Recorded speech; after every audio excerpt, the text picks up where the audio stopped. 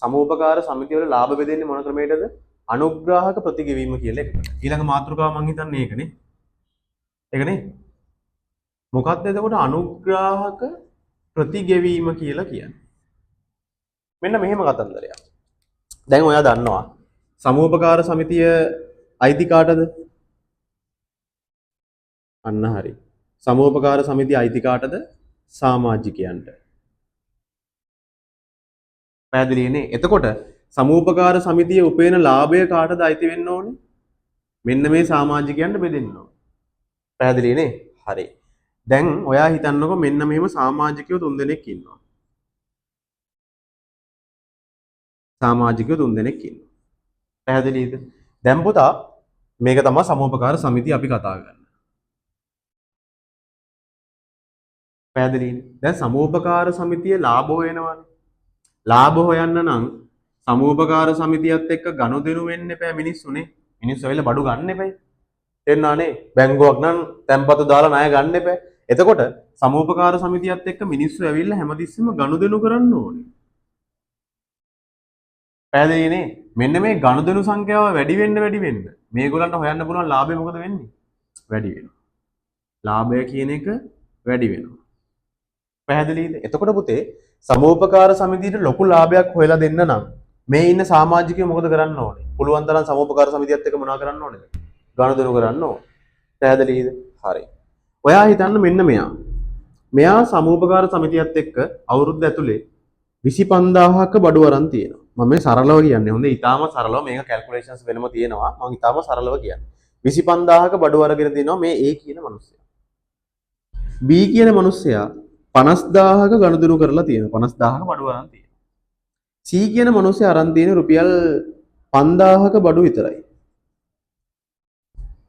පැහැදිලිනේ? 5000ක බඩු විතරයි මෙයා අරන් තියෙන්නේ. හරිද? එතකොට මෙහෙම ගියාට පස්සේ දැන් ඇත්තටම කිව්වොත් එහෙම සමූපකාර සමිතිය ලාභයක් හොයලා තියනවා කියමුකෝ. ওই ලාභේ හොයන්න වැඩිම උදව් කරේ කවුද? Aද Bද Cද? B නේ. මොකද එයා සමූපකාර සමිතියත් එක්ක කොච්චර ගනුදෙනු කරලා තියෙනවද? 50000ක් ගනුදෙනු කරලා තියෙනවා. අපි හිතමු ලාභේ ආවා කියලා ලක්ෂ 5ක්. මේ සමිතියේ ලාභය ආවා රුපියල් ලක්ෂ 5ක්. හරිද? ලක්ෂ 5ක ලාභයක් ආවා. දැන් මේ ලක්ෂ 5 මේ තුන් දෙනා අතර සමානව බෙදුවොත් එහෙම සාධාරණයිද? ඇයි? වැඩියෙන් ගනුදෙනු කරලා තියෙන්නේ කවුද? B. දැන් B රුපියල් 50000ක ගනුදෙනු කරලා C හොයන ගානමයි A හොයන ගානමයි ගන්නවා. පැහැදිලිනේ? ඒතකොට C ට හිතෙනවා නැත්නම් B ටත් හිතෙනවා මොකද්ද? ඉතින් එහෙනම් මම 50000ක ගනුදෙනු කරන්න ඕනේ නැහැ. නේ? C මොකද කරන්නේ? ඌ 5000ක ගනුදෙනු කරලත් මං ගන්න ලාභෙමයි ඌ ගන්න.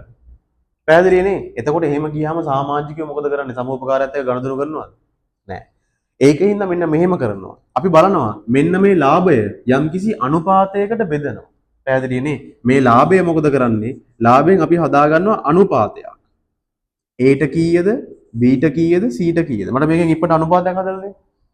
5000න් ගත්තොත් එහෙම මෙයාට 1යි, මෙයාට 10යි, මෙයාට 5යි. පැහැදිලිනේ? එතකොට අපිට බෙදා ගන්න පුළුවන්. මෙතන ඔක්කොම තියෙනවා එතකොට 15යි 16ක්. හරිද? එතකොට 16න් 5ක් Aට 10න් නෙමෙයි sorry 16න් 5ක් Aට 16න් 10ක් Bට 16න් 1ක් Cට. පැහැදිලිනේ? ඊට පස්සේ මොකද කරන්නේ? ලක්ෂ 5 බලනවා. ලක්ෂ 5න් 16න් 5ක් කීයද? ලක්ෂ 5න් 16න් 10ක් කීයද? ඊට පස්සේ ලක්ෂ 5න් 16න් 1ක් කීයද? පැහැදිලිනේ? දැන් එක එක්කෙනාට එන්නේ එකම ගානද? හැමෝටම එන්නේ එකම ගානද? නෑ. පැහැදිලිනේ? දැන් වැඩි ලාභයක් එන්නේ කාටද? 16න් 10ක් වෙන්නේ කාටද? Bට. පැහැදිලිනේ? ඒතකොට මෙයාට තමයි වැඩිම ලාභය එන්නේ. අඩුම ලාභය එන්නේ කාටද? Cට. 16න් 1යි ඌට තියෙන්නේ. හරිනේ. ඉතින් ඌට අඩුම ලාභය ආවට කමක් නෑ නේද? ඌ ගනුදෙනු කරේ කීයද? 5000යි. ඒතකොට මෙයාට එන්නේ අඩු ලාභයක්. පැහැදිලිනේ? තේරුණානේ? එතකොට මේකෙදි වෙන්නේ පුතා මේ සමූපකාරයේ ඉන්න සමාජිකයෝ හරිද? යම්කිසි අනුග්‍රහයක් දක්වනවනේ මේ ලාභෙට. පැහැදිලිනේ? මෙන්න මේ ලාභය හොයන්න සමාජිකයෝ අනුග්‍රහයක් දක්වනවා. පැහැදිලිනේ? අනුග්‍රහය දක්වපු පිළිවෙලට අනුග්‍රහය දක්වපු ගානට හරියන්න මෙයාලට නැවත ගෙවීමක් කරනවා. ඒ කියන්නේ ලාභය හොයලා දෙනවා. ලාභයෙන් කෑල්ලක් දෙනවා. පැහැදිලිනේ? අනුග්‍රහය දක්වපු විදිහට අනුග්‍රාහක නැවත ගෙවනවා ප්‍රතිගෙවී. පැහැදිලිනේ. එතකොට සමාජිකයොන්ට ලාභ හොයන්න නම් සමාජිකයන්ට ලාභ අයිති වෙන්න නම් එයාලා වැඩි වැඩියෙන් සමූපකාරයත් එක්ක මොනා කරන්න ඕනේද? ගනුදෙනු කරන්න ඕනේ.